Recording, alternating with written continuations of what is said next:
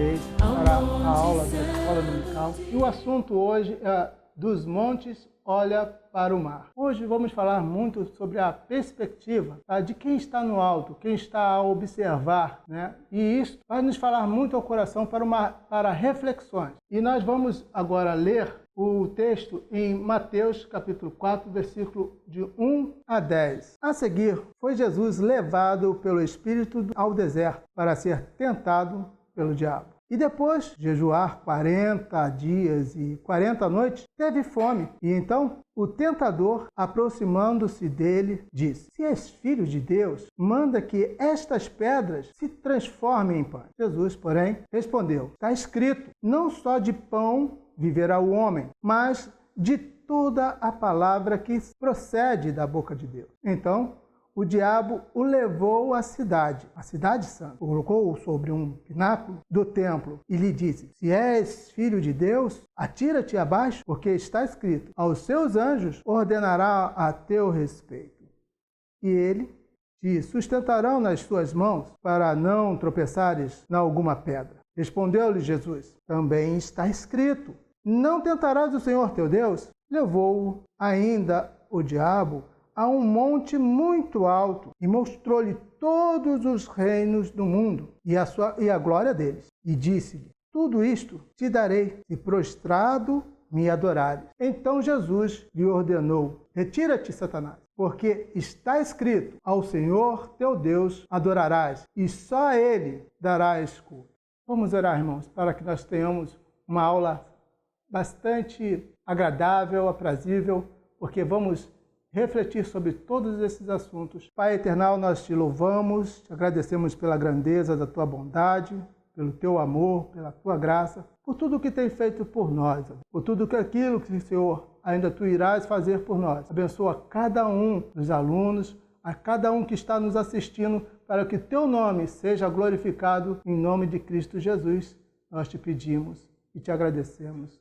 Amém. Bem, irmãos, nós vamos entrar agora no texto e vamos ler a introdução. Quando consideramos o relevo e a história do estado de Minas, conseguimos entender a razão do mineiro ter um espírito crítico e reflexivo. O relevo, que possibilita uma visão privilegiada de quem ou do que possa estar chegando, torna-o também extremamente desconfiado quando nos vales entre as montanhas se sentem estimulados a perguntar sobre o que está vindo ou quem passa está chegando. E isto deve nos levar a refletir sobre a segurança que encontramos apenas em Deus, independentemente de onde estejamos, se nos montes ou se nos vales. Pois bem, irmãos, nós vemos que a altura nos proporciona uma vista mais ao longe. Nós, ao subirmos ao monte, como eu já fiz com alguns irmãos aqui da igreja, nós subimos ao monte, ali na Gávea, e de lá de cima nós tivemos uma vista maravilhosa.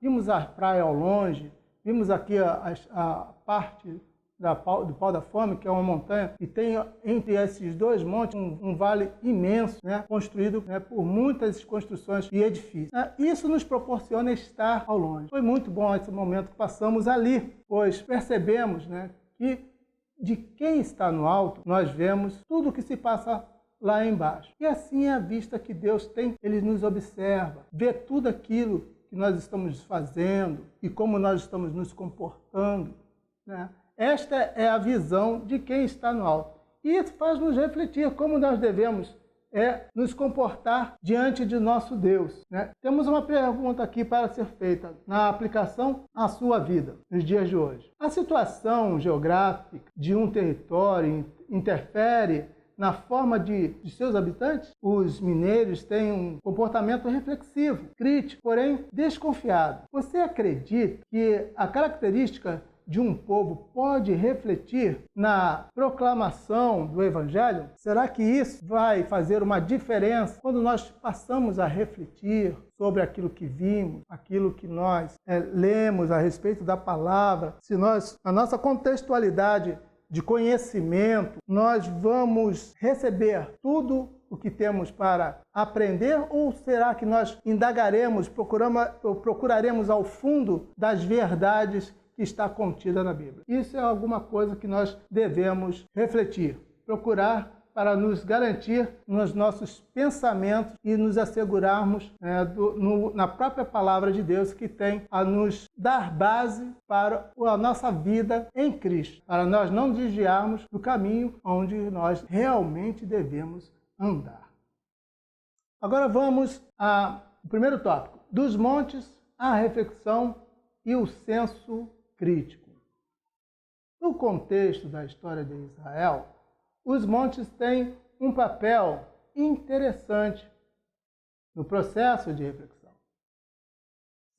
Senso crítico e encontros. No Monte Moriá, Abraão experimentou talvez a mais profunda reflexão de sua vida. Foi desafiado pelo Senhor a oferecer o seu filho Isaque sobre o altar. Isso nós encontramos lá em Gênesis 22, versículo 2. Sobre o mesmo monte, mais tarde, Salomão construiu o templo de Jerusalém. E ainda, o Monte Sinai, também conhecido como o Monte de Deus, foi onde o Senhor apareceu a Moisés na sarça ardente. Todos conhecem essa história. O Monte Nebo foi de onde Moisés avistou a terra prometida. Morreu e foi enterrado pelo Senhor. O Monte Carmelo foi o local onde Elias desafiou aos profetas de Baal e Deus fez milagres através de Eliseu. Monte das Bem-aventuranças recebeu este nome por ser o local onde Jesus proferiu o Sermão da Montanha, e compreende o capítulo 5 a 7 de Mateus. No Monte das Oliveiras fica o jardim de Getsêmani, e era o local onde Jesus geralmente orava e onde passou os momentos mais aflitivos e reflexivo do seu ministério, antes da crucificação. Eu fiz um ressalto aqui que na história, com relação a esses montes, nós vimos que na história não fundamenta a prática de oração no monte. Isso não configura, com todas essas relações em que os heróis da fé, até o nosso próprio Jesus Cristo, frequentou esses montes. Em algumas ocasiões, Jesus foi para o jardim orar, pela particularidade que ele queria ter com o seu Pai. Mas não era uma prática de imperativo quanto a orar sem cessar e a orar com discrição. O que Jesus buscava era um momento de particularidade, e que essas outras histórias com relação a esses heróis da fé que se passaram no monte foram fatos ocorridos de necessidades que surgiram nos eventos que vinham acontecendo, como a ordem do Senhor para que Abraão sacrificasse. Ele não foi lá ou fazia isso de costume, sacrificar pessoas ou ir para sacrificar no monte, mas foi uma particularidade onde que Deus indicou para que ele assim o fizesse. Assim como as demais histórias sobre a questão de Moisés ir ao monte, foi um chamamento particular, retirado para se afastar do povo. Esses momentos foram momentos que teria uma particularidade com Deus. Quando nós fazemos por demanda a uma ordem, uma forma de ser aquela fórmula de se chegar a Deus, isso não é taxativo. Simplesmente são fatos isolados de necessidades momentâneas. Mas um termo taxativo foi como está escrito, o orar sem cessar e orar com discrição, sem alarde ou exibicionismo, mas em secreto, como fala, para que nós entremos nos nossos aposentos, nos retiremos para ficar em secreto com o Pai, e ali, em secreto, Ele vai te responder. Não é segredo de oração. Essa é a forma que Deus quer que nós sejamos íntimos com Ele. A questão é essa, nós sermos íntimos com o Pai.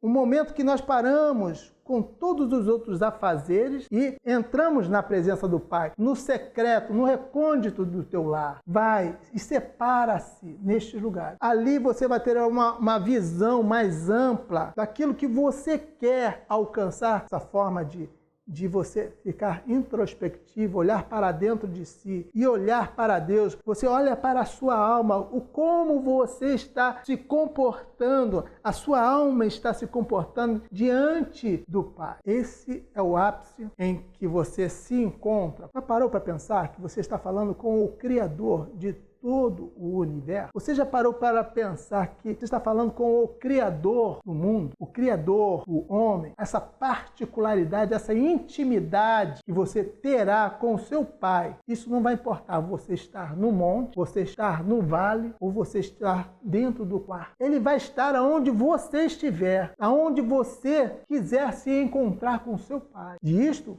vai te promover uma relação mais íntima e mais aconchegante ao seu Pai. Ali você tem a oportunidade de você falar tudo aquilo, que vai dentro de você, das suas dificuldades, dos seus pecados. No momento de você chegar e se revelar a Deus, saber que Ele está olhando para dentro de nós, é Ele que esquadrinha os nossos corações.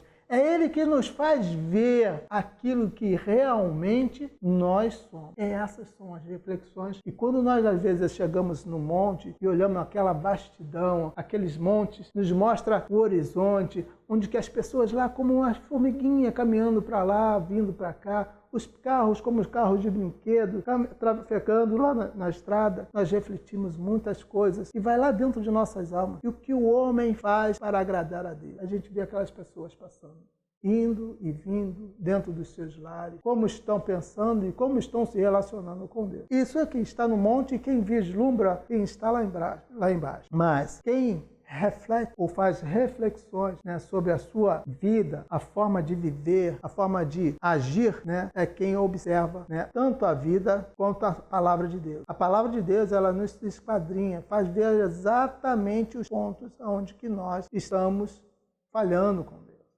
E isso faz com que nós venhamos a pensar e a pensar bem.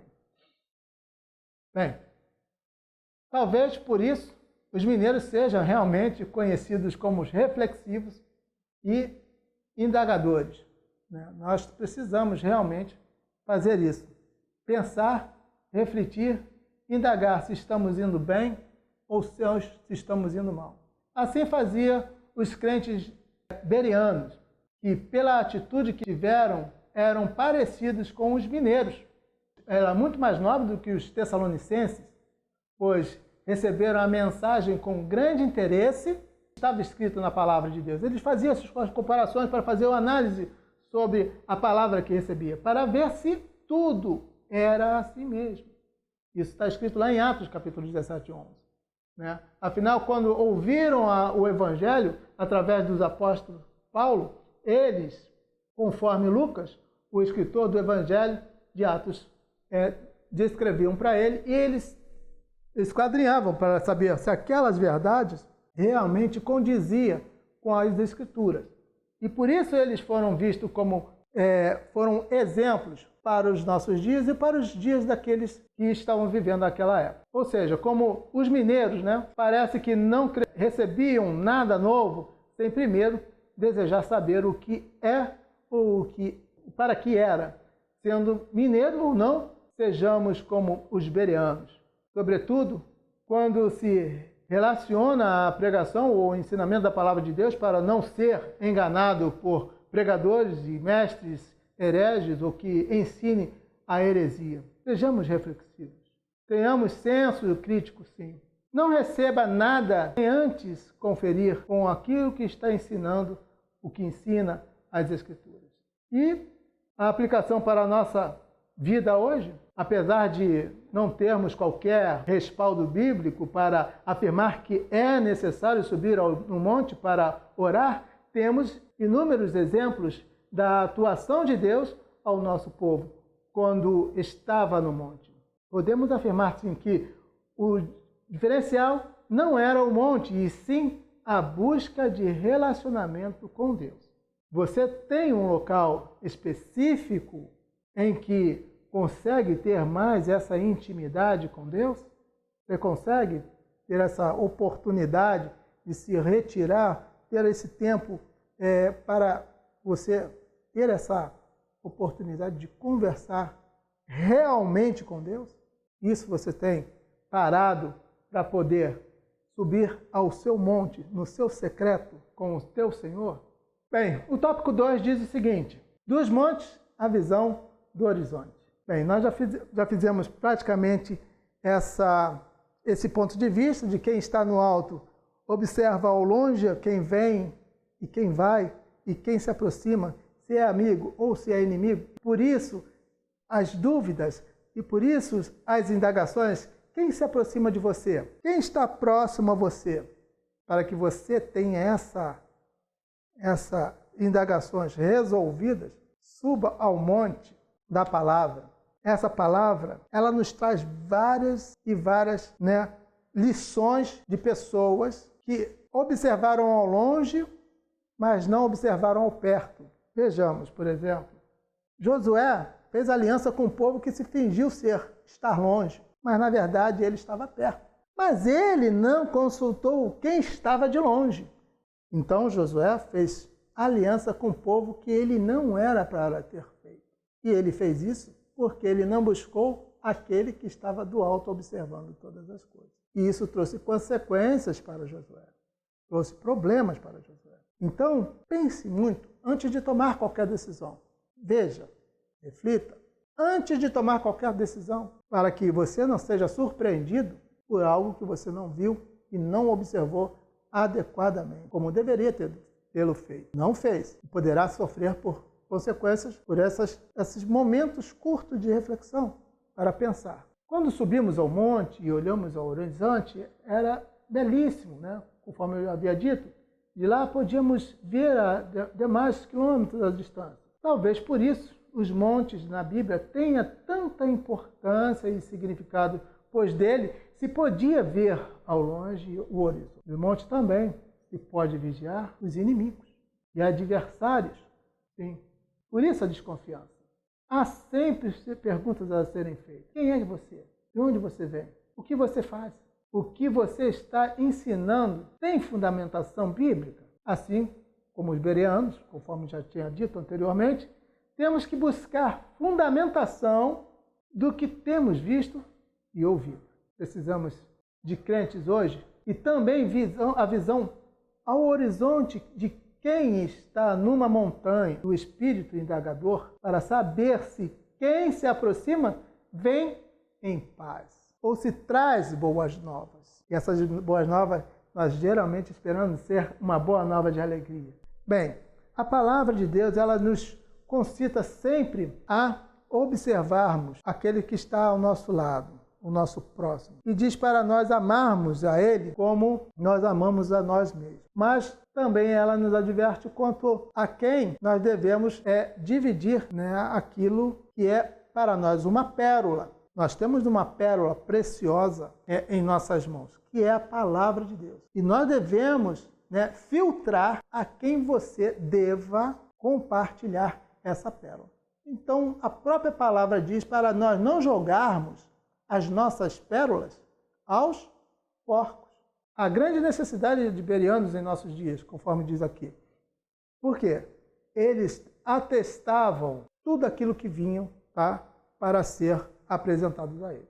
Eu queria ler aqui com vocês Obadias capítulo 1, de 1 a 6. É interessante ler sobre esse assunto, porque era a visão que os edomitas tinham naquela época, porque se achavam seguros por estarem numa montanha. E vamos ler para que vocês tenham a ideia do que os edomitas, com relação a Israel, eles eram um povo adversos, Eles eram inimigos, já de longas datas. Leiamos, pois. Visão de Obadias. Assim diz o Senhor Deus a respeito de Edom. Temos ouvido as novas do Senhor e às nações foi enviada um mensageiro que diz: levantai-vos e levantemo-nos contra Edom para a figueira. Eis que te fiz pequeno entre as nações, tu é muito desprezado. A soberba do teu coração te enganou, Edom. Ó tu que habitas nas fendas das rochas e na tua morada, e dizes o teu coração: quem me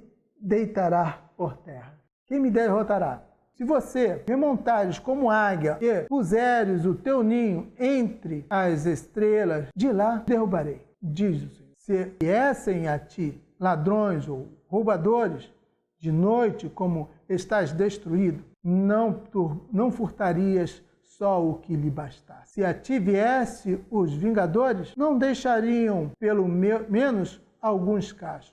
Como, porém, foram rebuscados os bens de Esaú, como foram esquadrinhados os seus tesouros escondidos, todos os teus aliados te levaram para fora dos teus limites. Os que gozam da tua paz te enganaram, prevaleceram contra ti.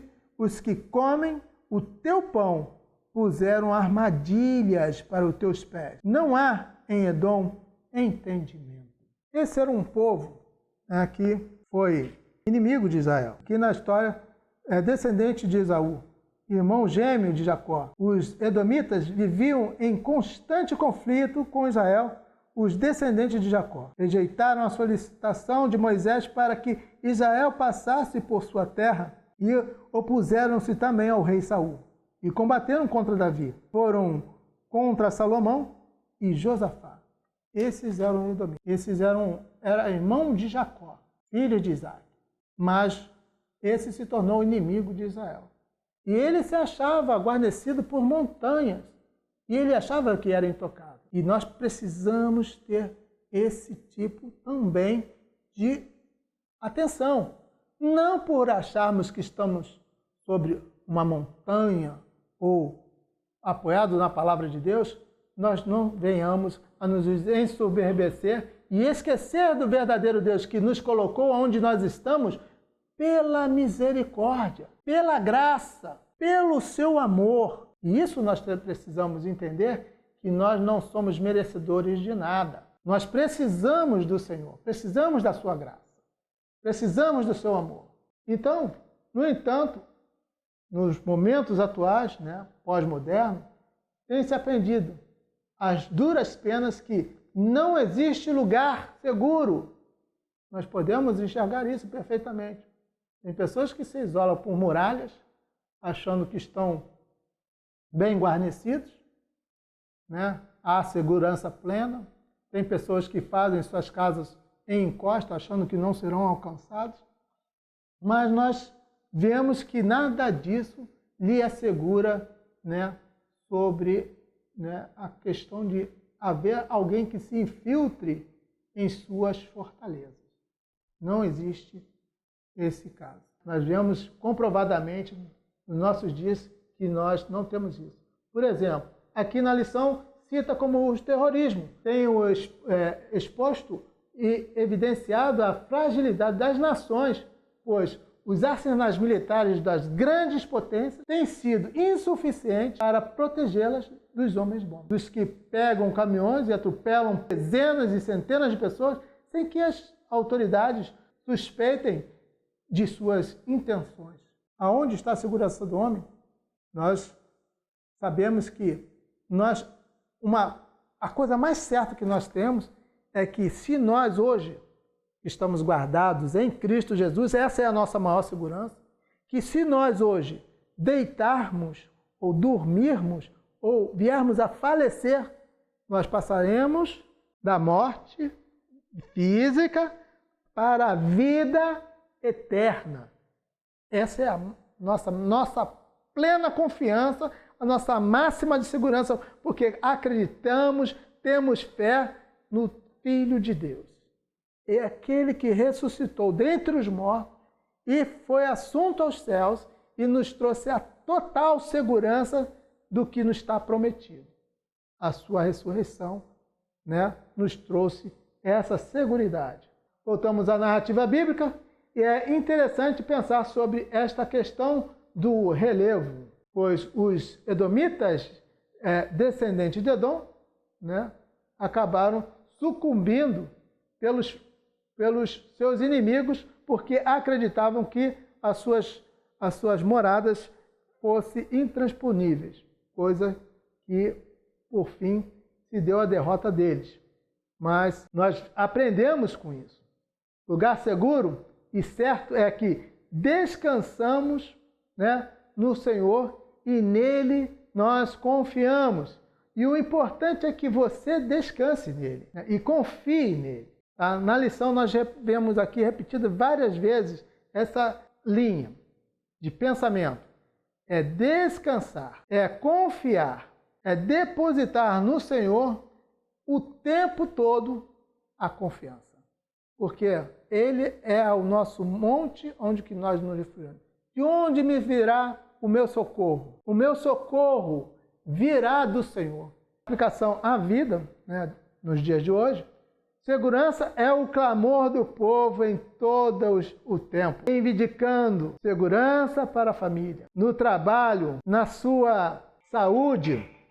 Porém, por melhor que sejam os sistemas de segurança, eles não são suficientes. A segurança perfeita está em Deus. Você tem experimentado essa segurança, mesmo diante do caos em que vivemos? Nós passamos por momentos difíceis, estamos passando por um momento, né, de uma crise de epidemia mundial, né? Então, tem pessoas morrendo aí de medo, não saem de casa em tempo algum. Temos que ter sim, tomar as nossas providências, né, lavando as mãos, andando com a máscara. Mas, se nós hoje tombarmos no Senhor, ou dormirmos no Senhor, nós temos a plena convicção que nós ultrapassaremos da morte para a vida. Ele é o nosso socorro, bem presente no momento de todas as nossas angústias. Estamos agora na conclusão. Os montes, como vimos, sugerem reflexão. Nós vimos aqui que, embora os edomitas achavam seguro pela sua fortaleza, que eram os montes, né? Eles faziam seus ataques e fugiam para os montes e chegando lá, tinham umas certas estratégias para o contra-ataque, aquele que os perseguia, porque ele saía do monte e regressava para o monte. E quando ele estava regressando para o monte, eles tinham já a estratégia dele para recepcionar os seus inimigos, que os perseguia até o monte. E eles, quando os inimigos chegavam ao monte, eles eram derrotados. Mas eles se fiaram nisso. E o monte era sua total segurança. Isso não foi verdade, porque eles foram destruídos pelos seus próprios ditos amigos, que penetraram na montanha como amigos, não como inimigos. E nós precisamos de pensar nisso. Tem um livro chamado A Arte da Guerra, Sun Tzu. Ele diz o seguinte, que nós devemos conhecer o nosso campo onde que vai haver a batalha. Então ele tem que saber que nas costas tem uma montanha, na frente uma planície, do outro lado tem outra montanha, então você tem um canal para uma batalha, porque você sabe que as laterais não serão atacadas e nem virá um contra-ataque pela retaguarda, porque você tem uma montanha. Então ele enfrentava o seu inimigo já com o seu exército, já preparado para aquele combate e sabendo que suas laterais estariam protegidas. Então, o que nós falamos sobre isso? Pelo caso do Edom. Edom, ele sabia o seu canal de retirada e tinha uma montanha atrás dele que seria a sua fuga e que lá estaria a sua proteção. Então, o que ele fazia? Ele atacava, fazia os seus embates, fazia os seus ataques e recuava para a sua montanha. E isso foi muitas e muitas vezes se repetiu isso. Os seus inimigos se tornaram seus amigos, porque sabia que não poderia mais retorná-lo, e começou a haver a mistura no povo para que pudesse entrar na montanha. E com isso foi fragilizando a fortaleza que ele tinha. Então, houve uma implosão de dentro para fora o ataque. Então, ele foi derrotado pela a sua forma de raciocínio de que a batalha viria de fora, e não foi assim. Então, nós precisamos saber exatamente quem é o nosso amigo e quem é o nosso inimigo. Para isso, nós precisamos estar refugiados no Senhor para que nossos corações, Ele não nos engane. Precisamos de estar cheios do Espírito Santo de Deus, precisamos estar cheios da Sua Palavra para que sejamos orientados por ela. E sermos orientados pelo Espírito Santo de Deus, e isso só se dá na busca, no seu quarto, tirando momento de orações, momento de reflexões, momento de leitura da palavra, ela ser a sua orientadora em todos os seus caminhos. Os montes, como vimos, surgirem reflexões, sendo crítico, visando visão do horizonte e segurança. Mas podem também gerar uma dúvida constante de quem passa e está vindo e nos ameaçando em nosso senso, como também podem gerar em falsa ideia de segurança garantida, Essa é a segurança garantida que eu estava falando. Dando a impressão de se estar em um lugar inexpugnável, ou seja, que nunca será ocupado por outro. Essa foi, a sensação dos edomitas, que achavam que nunca seriam alcançados. Vimos a partir da experiência dos edomitas que isto não é verdade, principalmente quando este falso senso de segurança permanece e nos coloca contra Deus e contra os outros, pois não existe lugar 100% seguro. Até mesmo para os que detêm todo o aparato de segurança.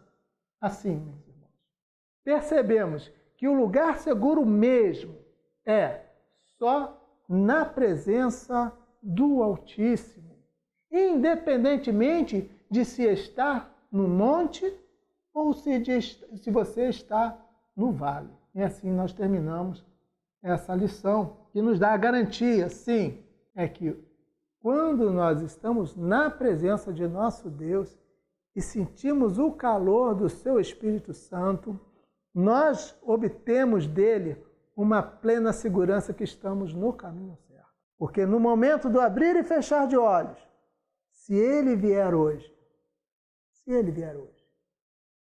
aí sim estaremos no Monte Santo do Senhor, nas alturas guardado com ele, na glória com ele, bendizendo a ele, e certamente ali nenhum inimigo, nenhuma dor, nem lágrimas haverá. Ali realmente nós estaremos no Senhor para todo sempre. Que Deus possa te abençoar e você possa louvar, bendizer o nome do Senhor aonde você está.